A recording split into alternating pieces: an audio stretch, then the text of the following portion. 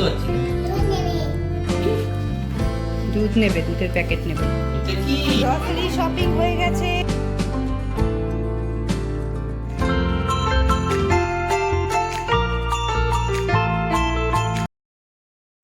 Hello viewers, good morning, welcome back to my YouTube channel delighted Deepa. আপনারা সবাই কেমন আছেন? আশা করছি খুবই ভালো আছেন। আমরাও বেশ ভালো আছি। দিনটা হলো শুক্রবার দিনকে অ্যাজ ইউজুয়াল আমি আমার কাজকর্মে লেগে পড়েছি সকালবেলা উঠেই। তো রান্নাবান্না সব হয়ে গেছে, হাজব্যান্ডও অফিস বেরিয়ে গেছে। তো আমি কি করলাম, স্নান করেই চলে এসেছি, আপনাদেরকে সঙ্গে নিয়ে এখান থেকেই ব্লগটা স্টার্ট করছি। আপনারা প্লিজ পুরো ব্লগটাই দেখার চেষ্টা করবেন, আশা করছি আপনাদের খুবই ভালো লাগবে ব্লগটা। তো দেখছেন এখানে আমি রেডি হয়ে নিলাম।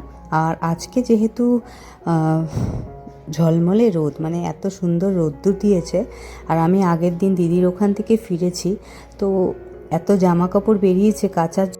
যদিও আমি রেগুলার পারপাসে দিদির ওখানেও জামা কাপড় কাচছিলাম স্নান করার আগে, তো খুব একটা জমেছে তা নয়, কিন্তু আমার হাজব্যান্ড তো বাড়িতে ছিল, তো ওর কয়েকটা জামা কাপড় জমলো আর আমাদেরও কয়েকটা জমেছে, তো সব মিলিয়ে যা বেরিয়েছে সবই কেচে দিলাম, দিয়ে ছাদে মেলবো। তো এখন এসছি, একটু ফুল তুলে নিচ্ছি। আর আমি এই হাউস কোটটা পরেছি, তো ফুলটা তোলা হয়ে গেলে ছাদে কয়েকটা জামা কাপড় যেগুলো কাচলাম সেগুলোও মেলে দেব, দিয়ে তারপর পুজোটা দেব। আর দেখুন এখন এই 9:45 মতন বাজে, আর কতটা কড়া রোদ, মনে হচ্ছে 12টা বাজছে এমন রোদ। তবে আমার এই রোদ্দুরটা, এই যে একদম সাদা সাদা দেখতে লাগে, এই যে ভাদ্র মাসের এই রোদটা আমার ভীষণ প্রিয়। আর পুজোর আগের একটা মানে বলা যায় যে একটা ফিলিংস, মানে এত ভালো লাগে এই সময়টা, মানে পুজো আসছে আসছে একটা ব্যাপার। তো সেটা খুবই একটা মানে বাঙালিদের জন্য বিশেষ করে এই সিজনটা ভীষণ প্রিয়, আমি মনে করি আমারও এটা ভীষণ প্রিয়। আর এদিকে দেখলেন কতগুলো কাপড় মেলে দিলাম, তো মেলার ভিডিওটা না মিস হয়ে গেল, আর করতে পারলাম না। তো ভাবলাম যে এই যে ক্লিপটা লাগিয়ে দিচ্ছি, তো সেইটুকুই করা যাক। তো অনেকগুলোই কাপড় কেচেছি, আপনারা দেখতেই পাচ্ছেন। আর এরপর এখন যাচ্ছি পুজো দিতে। তো পুজো দেওয়াও হয়ে গেছে। আর আজকে নয়নতারা ফুল এত ফুটেছিল না, যে নয়নতারায় ভরে গেছে আজকের আসনটা। এক একদিন সাদা ফুল ফোটে অনেকটা, আবার এক একদিন নয়নতারাটাও ফোটে অনেকটা। আর আমি এতদিন বাড়ি ছিলাম না বলে নয়নতারা ফুল পুরো গাছে ভরে গেছিলো। আমি থাকলে তো পুজো দেওয়া হয়ে যায়, সেই কারণে রোজেরটা রোজ তোলা হয়ে যায়, আর এটা কয়েকদিনের জমা। তো আমার আজকের ব্রেকফাস্টে ছিল চিড়ে মুড়ি আর দই, আর এতে একটুখানি মধু দিয়েছিলাম, কারণ সকালের দিকে চিনিটা আমি একটু অ্যাভয়েড করার চেষ্টা করি। তো এখন ডাইরেক্ট চলে এসেছি একেবারে বিকেলবেলা, সন্ধ্যের ঠিক আগে আগে। তো ভাবলাম যে একটুখানি জামা কাপড় কটা যেগুলো এনে রেখেছিলাম ছাদ থেকে, সেগুলোকে আমি ভাঁজ করে নিই। আর আমি ছাদ থেকে অনেকটা আর্লি নিয়ে এসেছিলাম, কারণ যা করা রোদ ছিল তাতে জামা কাপড়ের কালার নষ্ট হয়ে যেতে পারতো। তো সেই কারণেই আমি আগেই এনে রেখে দিয়েছিলাম, আর এখন পরে গিয়ে এইগুলোকে ভাঁজ করে নিচ্ছি। আজকে প্রচুর গ্রসারি আইটেমস কেনা হলো, মানে 3টে দোকান থেকে আনা হয়েছে। একটা তো বলা যায় অনলাইনেই কেনা, তো কয়েকটা জিনিস অনলাইনে কিনলাম, কয়েকটা জিনিস আবার একটা দোকান থেকে, আর কয়েকটা জিনিস আরও একটা দোকান থেকে, এইভাবে মিলিয়ে মিশিয়ে সব রকম জায়গা থেকে কিনে আনি। একটা দোকান থেকেই আনি না, মানে এরকম নয় যে একটাই দোকান থেকে সব জিনিসপত্রগুলো আনবো। কারণ কি না, কিছু দোকানে অমুক জিনিস ভালো পাওয়া যায়, কিছু দোকানে ওই জিনিসটা পাওয়া যায় না, এরকম একটা ব্যাপার হয়ে থাকে। তো সেই কারণে যেখানে যেটা ভালো পাওয়া যায় সেখান থেকেই সেটা আনার চেষ্টা করি। আশা করছি আপনারাও এইভাবেই চলেন। আর তো অনেকগুলো মানে গ্রসারি আনা হয়েছে, কিন্তু ওগুলোকে না এখনও গোছানো হয়নি। আমার হাজব্যান্ড আসবে তারপরেই গোছাবো। আর একটা দোকানে অর্ডার দেওয়া আছে, মানে লিস্ট পাঠানো আছে, তো ওনারা এখনও আসেননি। এটাও একটা কারণ আমি এখন গ্রসারিটা গোছাচ্ছি না, কারণ ওই লিস্টটাও পুরো কমপ্লিট হবে, সব একসঙ্গেই গোছাবো। তো সাইড করে রাখা আছে, যেগুলো এসে গেছে বাড়িতে সেগুলোকে সাইড করে একটা কর্নারে রেখেছি রান্নাঘরের, পরে আবার যেগুলো আসবে সেগুলো নিয়ে একসঙ্গে গুছিয়ে নেব। এইবারের গ্রসারিটা একটু ডিলে করেই আনা হলো, কারণ আমি বাড়িতে ছিলামই না।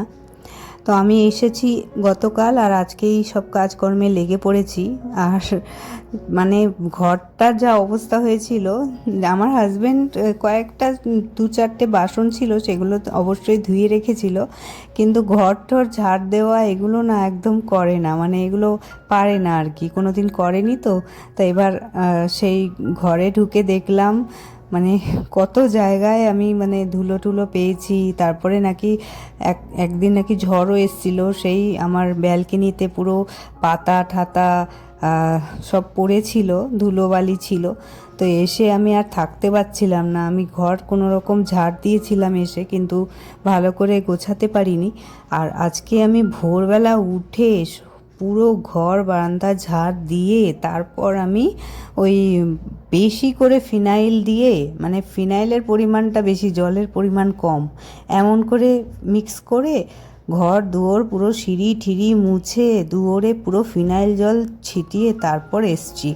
মানে তারপর গিয়ে আমি রান্না বসিয়েছি। মানে এই যে আমার ঘর দুয়ার পরিষ্কার করে রান্না বসাতে গেলাম, এটা যে একটা আলাদা শান্তি আমাকে দিল, এটা আর বলা যাচ্ছে না মুখে, এতটাই ভালো লাগছিল। মানে ফিনাইল দিয়ে যখন ঘরটা মুছলাম না, এত সুন্দর দেখাচ্ছিল ঘর বাড়িগুলো, আর খুবই মানে ভালো লাগছিল। আর সকাল সকাল কাজটা সেরে নেওয়ার পর তো আরোই বেশি ভালো লাগছিল। তো যাই হোক, জামা কাপড় গুছিয়ে নেওয়ার পর ভাবলাম যে একটুখানি ছাদটাও আজকে ঝাড় দিয়ে নিই, কারণ এখন তো আর বৃষ্টি হচ্ছে না, তো এখন আর কোনো সেই বাধাটা পড়ছে না। তো ভাবলাম যে ঝাড় দিয়ে নিই, আর আজকেই যখন সব কিছুই পরিষ্কার পরিচ্ছন্ন করছি, তখন ছাদটাকে কেন বাদ দেব, ছাদটাও ভালো করে পরিষ্কার করে নিই। আর এমনিও হাতে আমার একটু সময় আছে, এখন একটু কাজের চাপটাও কম আছে, অন্য কাজের চাপ।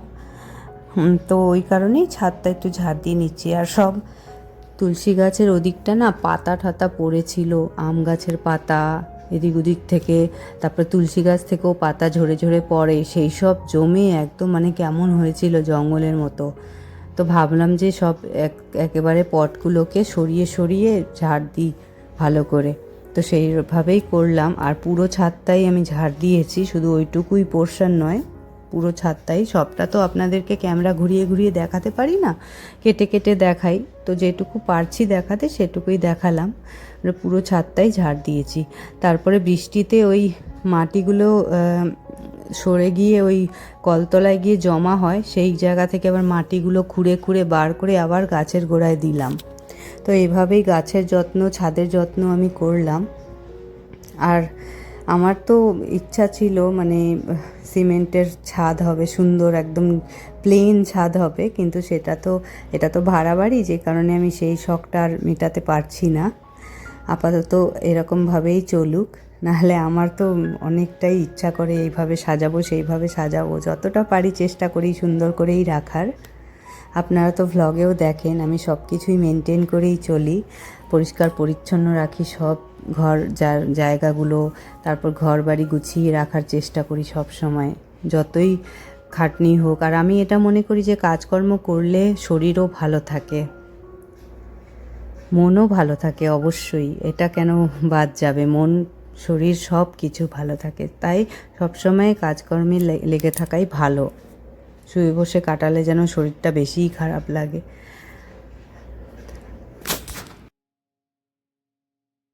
তো ছাদ ঝাড় দেওয়া অলমোস্ট কমপ্লিট। আর এদিকে গাছগুলো মাটি পুরো শুকিয়ে গেছে রোদ্দুরে, খুব কষ্ট পেয়েছে রোদ্দুরে গাছগুলো। তো ভাবলাম ঠান্ডা জল এনে গাছের গোড়ায় দিই, গাছের পাতাগুলোতে দিই। তো যেহেতু এক হাতে ক্যামেরা রয়েছে আর এক হাত দিয়ে জল ঢালছি, তাই ভালো করে দিতে পারছি না জলটা, কিন্তু যতটা পারি চেষ্টা করছি ভালো করে যাতে গোড়ায় দিতে পারি। পাতাগুলোতে আজকে আর দিতে পারছি না, নাহলে আমি হাত দিয়ে আবার পাতাগুলোতেও জল দিই। তো এদিকে আমার গাছে জল দেওয়া হয়ে যাচ্ছে। আর দেখুন নয়নতারা ফুল এখনও কয়েকটা রয়েছে, আমি সবটা তুলিনি গাছ থেকে, কিছুটা রেখে দিই, কারণ কি দেখতে ভালো লাগে। তো এদিকে তুলসী গাছগুলোতে না অনেক আগাছা বেরিয়েছিল, সেই আগাছাগুলোকে ছাঁটাই করে দিলাম, মানে বের করলাম আমি ধরে ধরে, অনেকগুলো বেরিয়েছিল, একদম যত্ন করা হয়নি, যে কারণে এরকম হয়ে উঠেছে। আর এদিকে আবার প্রুনিং করতে হবে গাছগুলোর, প্রুনিং করলে না গাছগুলো বেশ ঘন হয়, আমি দেখেছি। কি নেবে? কি বুঝতে পারছি না।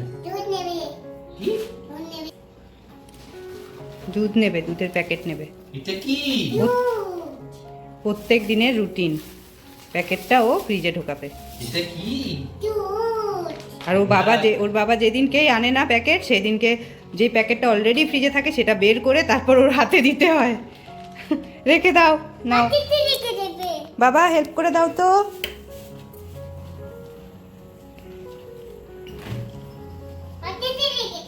বাটিতে রাখবে, ওরে বাবারে, একটা বাটি দাও। ও, কি বললা? নাও রাখো, রাখো। বাটিতে রাখার তুই সিস্টেম শিখলি কোথায় রে? এমনি রাখতি আগে, আগে তো এমনিই রাখতো গো। নাও রাখো। চলো চলো, বেশিক্ষণ ফ্রিজ খোলা রাখে না, বেশিক্ষণ খোলা রাখে না ফ্রিজ, বন্ধ করো। গ্রসারি শপিং হয়ে গেছে, কিছু জিনিস এসছে একটা দোকান থেকে, কিছু জিনিস এসছে আরেকটা দোকান থেকে, আর কিছু জিনিস এসছে অনলাইন। সেই সব আপনাদের সঙ্গে শেয়ার করা হবে কি আছে। তো সব দোকান থেকেই চলে এসেছে গ্রসারির জিনিসগুলো। তো এগুলো আজকে আর এনার্জি নেই গোছানোর মতো, আমি আগামীকালই করব, এই জন্য এইগুলো এভাবেই পড়ে থাকবে। তবে যেখানে চিনি রাখা রয়েছে সেই জায়গাটা আমি সরিয়ে দেবো, চিনিতে পিঁপড়ে লেগে যেতে পারে, তো সেই কারণে চিনিটা আমি আলাদা ডাব্বায় ঢেলেই নেব, ওটা আর ফেলে রাখছি না। তো হাজব্যান্ড আসার সময় ওই রুই মাছ, ওই মোটামুটি 3 কেজি সাইজের রুই মাছ কাটা পেয়েছিল, তো দাম ভালোই নিয়েছে, বড় সাইজের রুই তো সেই কারণে। তো একদিনের মতো মাছ নিয়ে এসেছে ও, তো আমি শনিবার সকালবেলা করব।